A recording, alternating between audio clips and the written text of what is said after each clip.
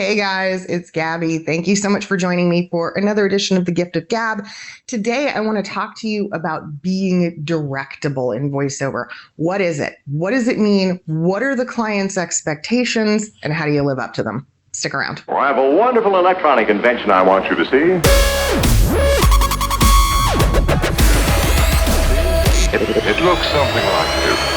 Guys, it's Gabby, and I want to take a moment today to thank my sponsor, Positron, a company that I absolutely adore. I went after them, not the other way around. I approached them about coming on board and being part of the Gift of Gab family because I love what they're doing, and I think that their product is incredible and has this amazing potential to transform the voiceover industry moving forward. If you do anything in the long form sector, especially audiobooks, then Positron is a tool that you absolutely need to be taking advantage of. Check them out at positron.com. And if you have any questions or you want to talk to me about how you can better implement Positron into your workflow, reach out. Let's do it. Being directable. You've probably heard the term by now. It is all about being able to take information from someone else and basically transforming that into a performance. And that's a pretty amazing thing, right? It's not as easy as one might think. If you're very, very new to voiceover, the reason that direction can sometimes be difficult to take is because I think a lot of people in the early stages of voiceover think that being directable is being what we call line read. It literally means the person basically does the performance themselves. The director effectively performs the material and then you mimic it. That's a line read. Voice actors who've been at it for a long time, I think any actor who's been at it for a long time, we hate that. We hate being line read. We don't want someone else spoon feeding us our performance. That's kind of crappy because what they're basically doing then is they're sort of devaluing the artistry and they're taking away a lot of the time, the effort, the skill that we put into things. While line reading does absolutely definitely happen, it happens to all of us in voiceover, no matter what level you're at, it's not what direction is. Direction is really being able to take someone's idea and converting it into a solid performance. Now, some directors are amazing and they're so great and they're so generous with their ideas and they help us. They really, truly are an asset to the entire production. Relish them because when you meet a really great director, oh man, they're few and far between. And so you almost want to hug them and squeeze them for being so great to work with and for being so inspiring for your performance. The majority of directors, especially in voiceover, they don't always know what they're doing. They don't always come to the table with something useful. And so every voice actor has some story that goes, yeah, there was the time that I was in session and they told me to go faster but sound slower. Yeah, that's a thing. My personal favorite, the one I will never forget, is a director that was much, much younger than me. And they went, I don't know. Could you maybe do more, but also, like, less? What?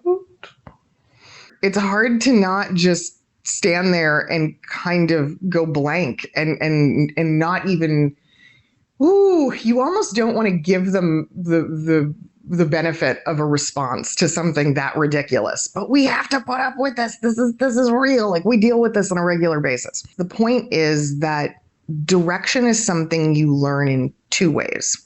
One, you learn it by exposure to lots and lots and lots of directors.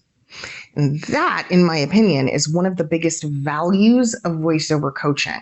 It's not just what you're learning, it's the fact that you're working effectively with different directors. Each one of your coaches is a director in a sense, and they are giving you different types of direction. They are giving you different challenges with regards to direction. And that is really what makes the difference for a well-rounded actor. We're not here to sort of judge whether one coach is right or wrong. See it more as it's the direction that they're offering you. That's a really cool way of transforming the way you see your voice acting journey.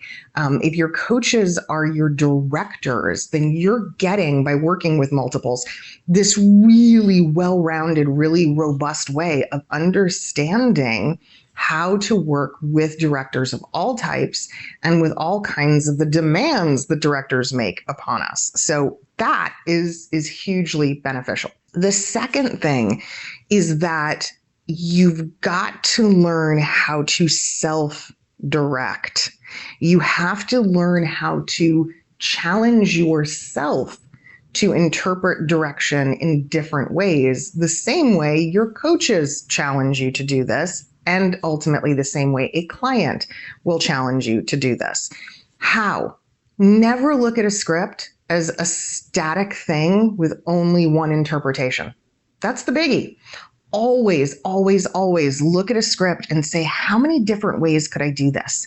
How many different emotional approaches are here? How many different character possibilities are there? Because when you start to think multidimensionally like that about the material, right? You're making it 3D instead of it being 2D on the page. When you start to do that, you become more versatile and you become more directable because you've had more experience with direction.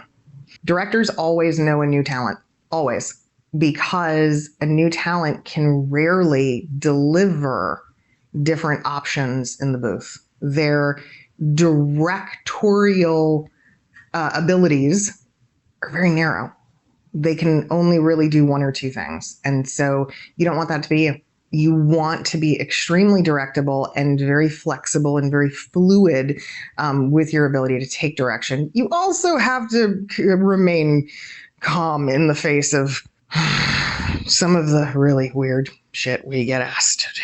Not that any of it's bad. It's just, man, we get asked for some goofy stuff sometimes, and you got to roll with it. You gotta be able to just kind of keep a smile on your face and go, okay, I'm going to do the stupid ass thing you just asked for, even though it doesn't make any sense, but here you go.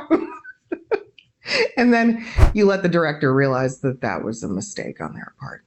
If you need help with stuff like this, if you'd like more insights into how to be directable and also the different performance types that are going to assist you in being a more diverse talent, check out my website. There's lots of options there. I also want to give a shout out to my sponsor, Positron. If you've not heard of them yet, here's their website. Go check it out. You will not be disappointed. There's a killer offer code that's attached to me, and it's going to give you an opportunity to get your hands on some really great time on their platform for free. Very valuable. Go check it out, positron.com. Bye, guys.